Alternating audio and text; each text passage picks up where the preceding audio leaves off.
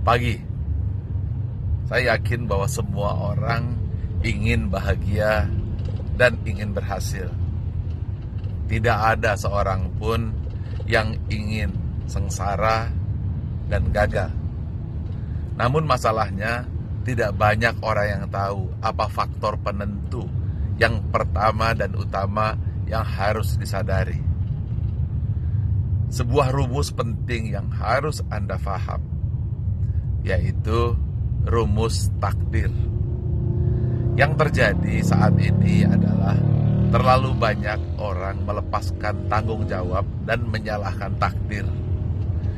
Menyalahkan kucing di bawah meja, menyalahkan bintang-bintang di langit, menyalahkan orang tua, menyalahkan lingkungan, menyalahkan ekonomi.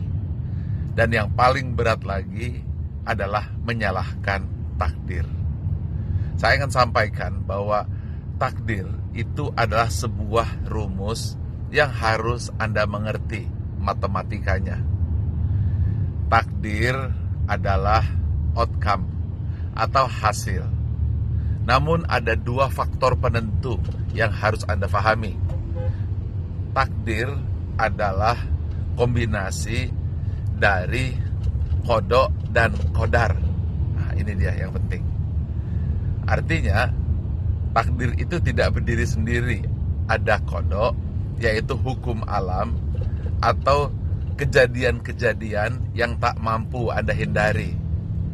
Contohnya hujan, contohnya jalan macet, contohnya situasi ekonomi, atau yang paling sederhananya hukum alam, gravitasi, dan seterusnya. Sedangkan qadar artinya adalah kadar.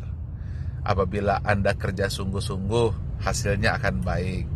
Apabila Anda hidup hemat, Anda akan sejahtera.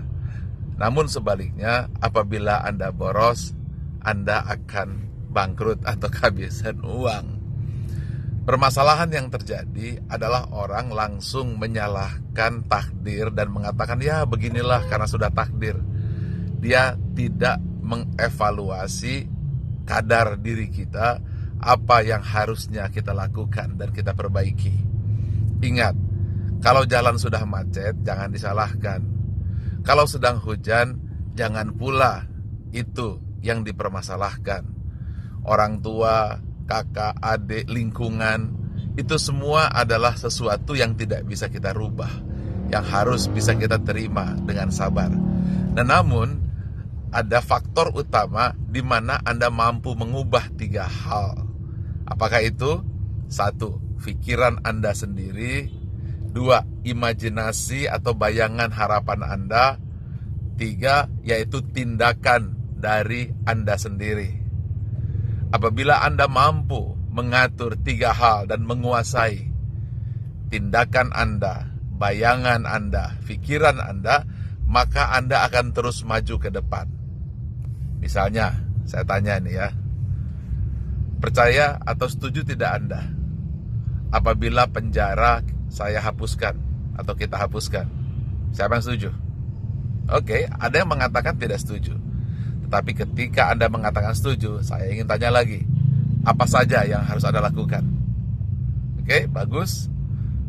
Ya, pendidikan diperbaiki, agama ditekankan, apalagi training ESQ digalakkan misalnya, dan seterusnya.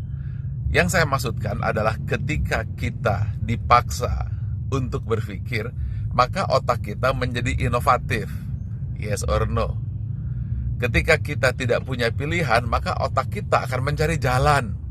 Itu yang saya maksudkan. Ketika di depan ada tembok tinggi 2 meter, tetapi ketika tidak ada pilihan, Anda akan loncat. Inilah ilmu kepepetisme. Artinya ketika kita kepepet dan kemudian kita bereaksi, maka hasilnya adalah berbagai cara kita lakukan. Saya ingin sampaikan bahwa kita semua, Anda semua harus memiliki prinsip bakar kapal. Apa maksud saya? Atau maksud Anda? Ketika kita berpikir bakar kapal, di belakang ada lautan, di depan ada musuh, maka Anda tidak akan lagi berhenti ke belakang atau berputar, kecuali Anda maju ke depan. Ini ilmunya Tariq bin Ziyad. Begitu juga kita, ketika kita sudah punya keyakinan, yaitu bayangan, lalu kita punya kepercayaan diri, maka segala cara kita lakukan. Contoh, misalnya jalan macet, Anda akan mencari jalan, mungkin naik sepeda atau naik Gojek, atau mungkin tidak punya modal, maka Anda akan berpikir, kalau perlu saya gadaikan rumah, gadaikan apa saja, atau mungkin sinergi dengan teman, membuat proposal, mengajak orang-orang bermodal, dan seterusnya. Ini yang saya maksudkan, bahwa 1000 jalan menuju kota Roma. All roads leads to Rome. Apabila ada keinginan, maka di situ ada jalan. Oke, mudah-mudahan dengan cara seperti ini, Anda menjadi orang yang amanah. Amanah adalah tanggung jawab. Bukan hanya tanggung jawab keluar, tapi yang paling utama, tanggung jawab ke dalam diri. Kalau Anda sudah punya sifat amanah 100%, maka Andalah penanggung jawab atas diri Anda sendiri. Oke, selamat mencoba. Salam sukses selalu. Assalamualaikum warahmatullahi wabarakatuh. Pagi.